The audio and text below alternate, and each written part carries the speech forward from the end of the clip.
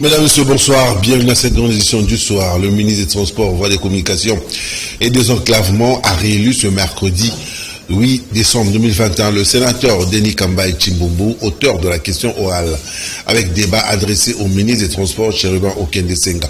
Les éclaircissements sur les questions liées au secteur des transports des provinces de Kasaï et Kwilu ont été au centre de leur entretien. Laetitia Louvezo pour les détails.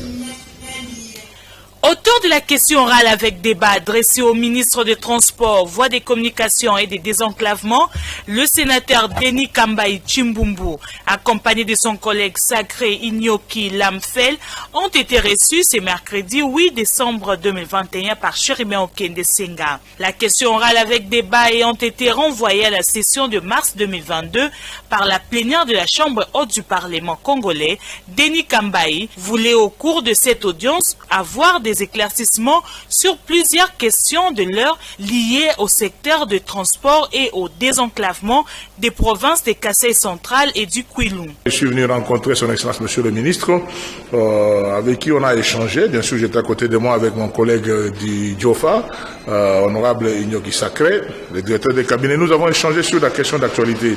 C'est dont nous remercions son Excellence Monsieur le Ministre en charge des transports. C'est qu'actuellement, nous avons quand même 3 rotations sur Kananga. À l'époque, il n'y avait qu'une seule rotation. Maintenant, nous avons 3 rotations grâce à la compagnie nationale.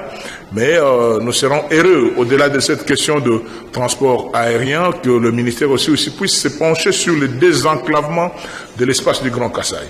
Le désenclavement de l'espace du Grand Kasaï passe obligatoirement par Kalambambouji, Lunda Nord, mais aussi par Kamako et Chikapa. Je sors un homme heureux que j'aurai à communiquer avec notre base, que le travail parlementaire que nous faisons a été fait.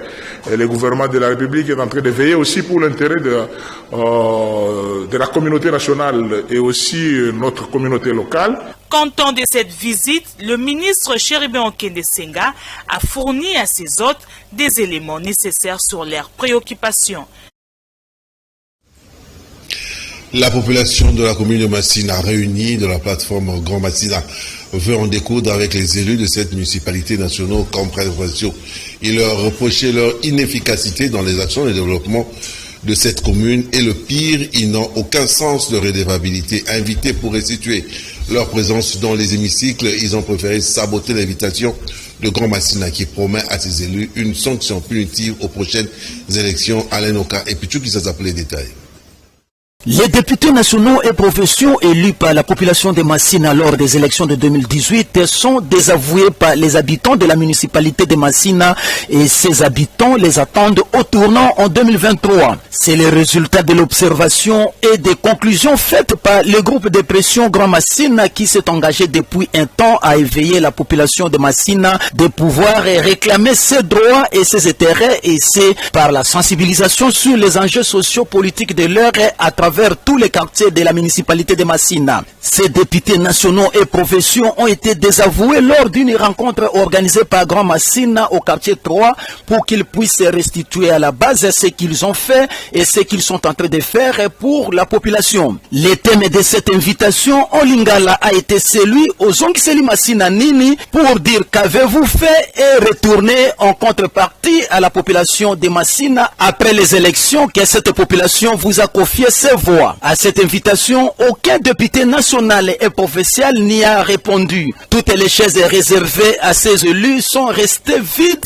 d'où la prise de position des Grands Massina de faire autrement en sensibilisant la population en prévision des élections de 2023 pour opérer un bon choix en faveur d'autres candidats. Nous attendions à ce que nos élus nous présentent quand même les actes posés, quelques actions menées en faveur de notre commune, dans le cadre d'un contrôle citoyen tout simplement, parce que nous estimons que du fait d'avoir le devoir de voter, ça confère aussi aux citoyens le droit de contrôler, je pense. Malheureusement, ils ne sont pas venus.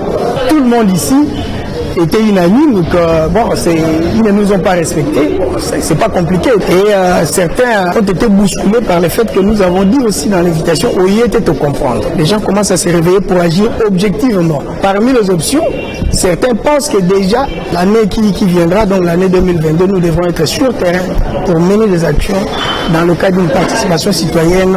L'expérience électorale à Kinshasa et à travers la RDC renseigne que beaucoup d'élus qui ne se sont pas bien comportés à la base et ceux qui n'ont pas défendu valablement les intérêts de la population ne reviennent pas aux affaires après publication des résultats. Carrément, ils ne sont pas relus.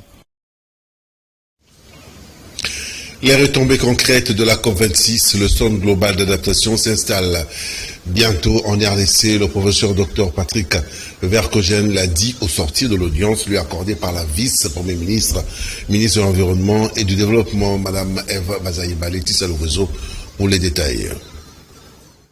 C'est l'un des engagements souscrits en marge de la COP26 tenue en novembre dernier à Glasgow, en Écosse. Le Centre global d'adaptation installe bientôt l'une de ses représentations en RDC. Son CEO l'a dit au sortir de la réunion tenue le mardi au bureau de la vice-première ministre, ministre de l'Environnement et Développement durable, F. Bazaïba Massoudi. Le professeur Dr Patrick Vercogen, qui a également rassuré de la plus grande mobilisation de son organisation pour la cause de la RDC à travers la protection de ses riches potentialités environnementales. L'office de cette représentation, qui sera le premier dans le pays du bassin du Congo, sera installé dans les locaux du ministère de l'Environnement. La visite guidée effectuée ce mardi a permis de se rendre compte de la viabilité de ces projets d'installation de ces bureaux.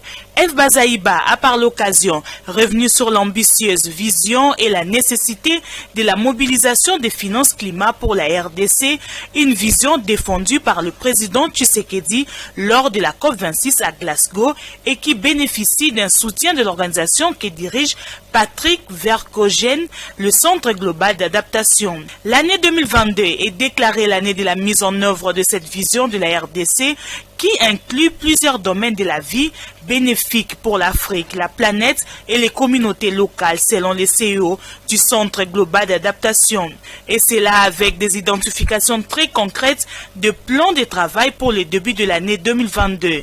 Une bonne préparation de l'après-COP 27 qui sera probablement organisée en RDC avec le soutien du Centre global d'adaptation. Patrick Vercogen appelle à un travail d'ensemble pour accomplir la vision de la RDC bénéfique pour l'Afrique et le monde entier. Car la RDC est le pays solution à la crise climatique, soutient-il. L'installation du bureau du Centre global d'adaptation permettra à la RDC à accélérer le mécanisme d'accès aux différents fonds d'adaptation liés à la lutte contre les changements climatiques. La vice-première ministre de l'Environnement, F. Bazaïba, a accompagné le professeur Patrick Vercogen, CEO du Centre global d'adaptation, avec toute son équipe au sanctuaire Lola Bonobo à Kimwenza dans la commune de Mongafula. C'était le lundi dernier. Prince Yamboui et Véambata pour les détails. Accompagné de Madame F. Bazaïba, vice-premier ministre en charge de l'environnement et développement durable, le professeur Dr Patrick Vercogen a visité le sanctuaire Lola Bonobo dans la commune de Mongafula. Une visite aussi particulière pour les CEO du Centre global d'adaptation qui est en mission officielle en RDC sur invitation de la patronne de l'environnement et développement durable. Dans leur excursion, F. Bazaïba et Patrick Vercogen, qui avaient à leur côté le directeur général de l'ICCN, ont découvert et contemplé ces sanctuaires de ces espèces endémiques et exclusives en RDC, partant de leur milieu naturel d'errance, deux espèces sauvages et les nursing. Une occasion de palper du doigt les conditions de vie de ces espèces en conservation et aussi qui constituent un pan d'opportunités pour le projet de conservation dont le Centre global d'adaptation tient à implémenter. Les sanctuaires Lola Bonobo dans la forêt primaire est un endroit de biodiversité à protéger pour son rôle dans la régulation de changements climatiques. Ainsi, les professeurs Patrick engagement de mettre tout en œuvre et préservation pour l'élargissement de ces projets pilotes sur l'ensemble du territoire national. F. Bazaïba s'est dit honoré de cette visite, mais aussi apprécie la matérialisation des engagements souscrits à Glasgow en marge de la COP26. pour Claudine André, présidente et fondatrice de l'Olaya Bonobo, pour cet intérêt porté sur le travail des titans, des protections de ces espèces endémiques qui le reconfortent dans la poursuite de cette mission qu'elle juge humanitaire et noble. L'Olaya Bonobo, ou le paradis de Bonobo, créé en 1994, avait comme objectif de recueillir et de sauver de bonobos victimes de braconnage et de le réintroduire dans une réserve naturelle. Après la liberté provisoire de Vital Kamere, le président de l'UNC, ce lundi 6 décembre 2021, par la Cour de cassation et les Kina se sont exprimés au micro de Naomi Menza sur les images de Shoming Kassiama, Papa Show. Nous sommes dans un état de droit. Ce que la justice a fait, cela prouve que nous sommes dans un état de droit. Si quelqu'un a commis un péché ou un forfait et qu'il a essayé de coopérer avec la justice, il a légué la tâche à la justice. Mais la justice ne peut que lui rendre son ascenseur. Parce que les gens disent n'importe quoi, les gens font n'importe quoi, ne font pas, on ne peut pas s'écrier aux réseaux sociaux. Nous sommes dans un étroit, la justice fait son travail. C'est la Cour de cassation qui a libéré Kamere. Ça ne sert à rien de dire oh l'IDPS ou quoi. Non, c'est la Cour de cassation. L'IDPS n'a pas arrêté Kamere. C'est l'État, c'est notre justice. Allez à la Cour de cassation, demandez à ces juges-là pourquoi vous avez libéré Kamere. Ils vont vous le dire. Ce n'est pas une grâce présidentielle, il a coopéré avec la justice. Je trouve une petite illégalité. Pourquoi? Parce que la justice a sa façon aussi de fonctionner. Mais le problème c'est quoi? Kamere a été déjà condamné. Oui.